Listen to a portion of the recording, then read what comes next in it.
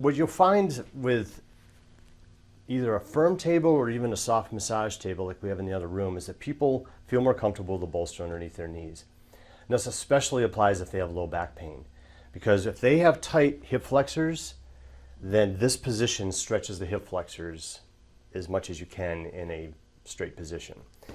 But if they're tight, this will also cause a pinchy type pain in the low back. So it's real nice to have a bolster and just put it underneath the knees, and it just allows the person to relax a lot more. Yeah. Now, for some people, this bolster is actually a little too thick. They want it a little thinner. So I actually would like to get a thinner one as well. But most people, this one's perfect for, and it takes the stretch off the psoas. And since the hip flexors, when they're stretched, they compress the low back and hips. That's what bothers their lower back. And some people, this isn't even high enough. I've had to take this and that other one. Can you hand me that one, Mark? And if their low back is really bothering them, I've had to do this.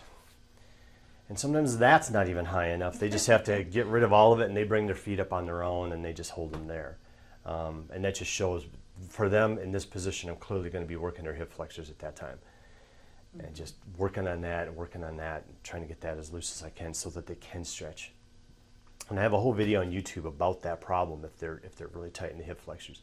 So those people cannot sleep on their back without something underneath their knees. They just find it impossible because it's just so painful.